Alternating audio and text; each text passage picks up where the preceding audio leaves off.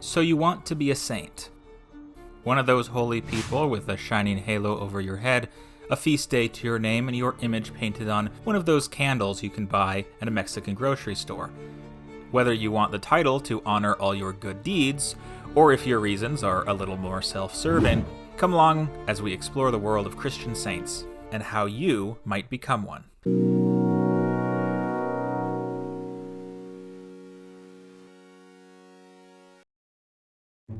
This video is brought to you by my Patreon. If you want to support the channel monetarily, please head over to my Patreon where you can get all of my videos a couple days early, ad-free. If you go up to the Earl/Countess or Duke/Duchess tiers, you'll also be credited at the end of all my videos.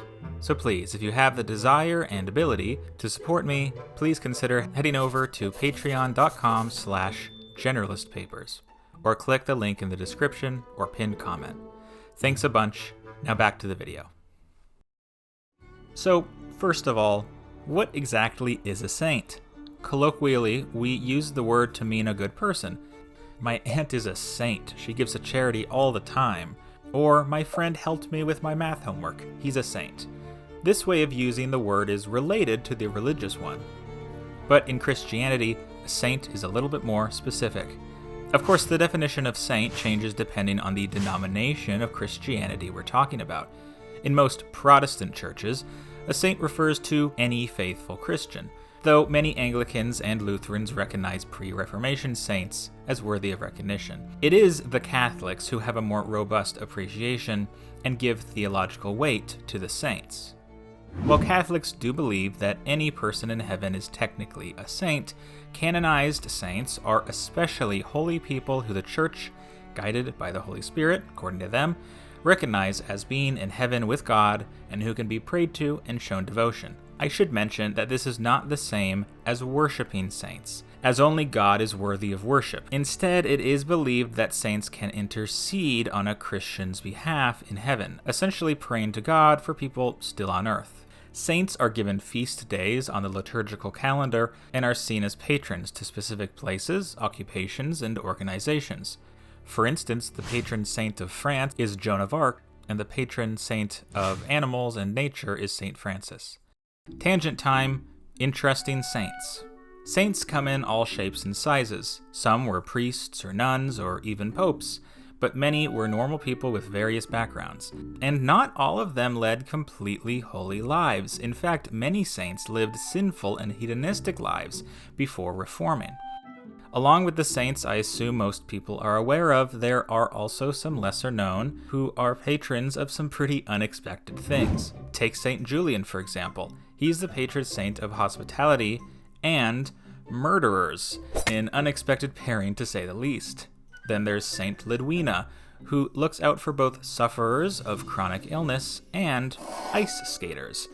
And a modern favorite, Saint Isidore, the patron saint of computers and the internet. These patronages make more sense when you know the life stories of the saints they're attached to. Saint Julian accidentally murdered his parents. It's kind of a long story, before repenting and opening up a hostel outside of Rome. Saint Lidwina was injured at a young age while ice skating. She was partially paralyzed and became known as a healing woman. And Saint Isidore was already the saint of education and students, so when the internet came around, he was given that patronage as well. Tangent over. Now back to the point of this video. How does one become a saint? So first off, you'll want to be Catholic. You could theoretically be another type of Christian, or even a non-Christian, but the Catholic Church has never canonized a non-Catholic. So okay, be a Catholic. Next, you'll want to live an exceptionally holy life, or at least you'll want to end your life as a holy person. Plenty of saints had very troubled and sinful pasts, after all. If you can throw in some miracles like healing illness or giving true prophecies, that would be great. So next, you'll have to die. I know, but you'll only have to do it once, and if all goes according to plan, you'll be in heaven with God, so don't worry about it.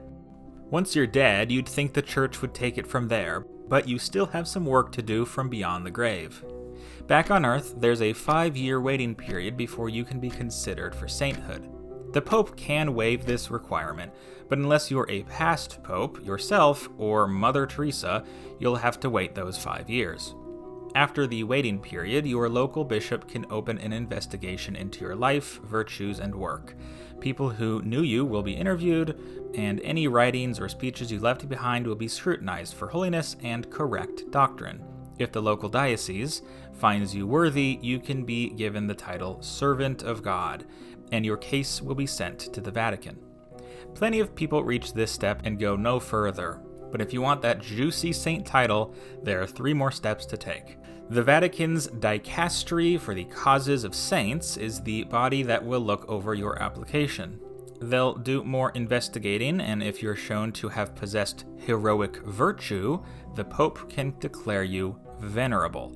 What does heroic virtue mean? In Christian tradition, there are 7 virtues. The 4 cardinal virtues of prudence, justice, temperance, and fortitude, and the 3 theological virtues of faith, hope, and charity. Pope Benedict XIV wrote, "In order to be heroic, a Christian virtue must enable its owner to perform virtuous actions with uncommon promptitude, ease, and pleasure, from supernatural motives and without human reasoning, with self-abnegation and full control over his natural inclinations." So that means heroic virtue is embedded into a person. It overrides the natural inclinations of humanity. So try to be like that, I guess. Once your heroic virtues have been established, you gain the title Venerable. The next step is a big one. So far, the Church has simply confirmed you were a very holy and righteous person. One might think this would be enough, right? Wrong.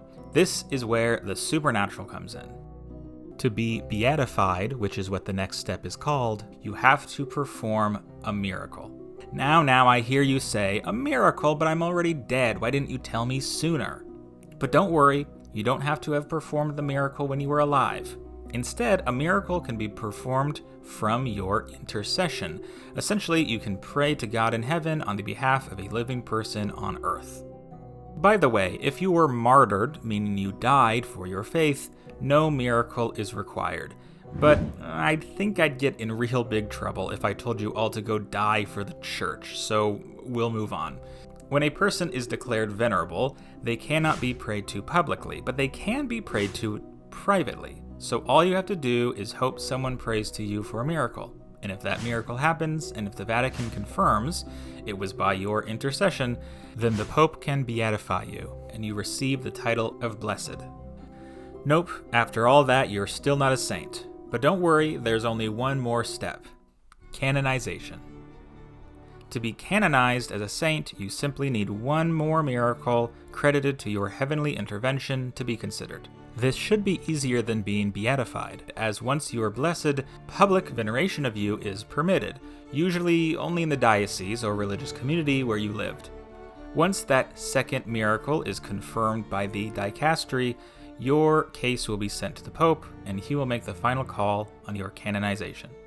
Once he approves, your sainthood will be announced to the world during a special mass to honor you, as well as any other new saints. And that's it, you're a saint now. But how likely is it that you will succeed in your mission? How many new saints are named every year? Well, it depends on the year and the Pope in question. If we look at the current Pope, Pope Francis, we see he, on average, canonizes around 7 new saints a year. Well, out of the over 1 billion living Catholics, those aren't great odds, but hey, still better odds than winning the lottery. Thanks so much for watching the video. Please like and subscribe, leave a comment, and hit the bell icon to be notified anytime I upload a new video. And if you want to support the channel further, you can go to my Patreon, where you can watch my videos a couple days earlier than everyone else. Thanks. Bye.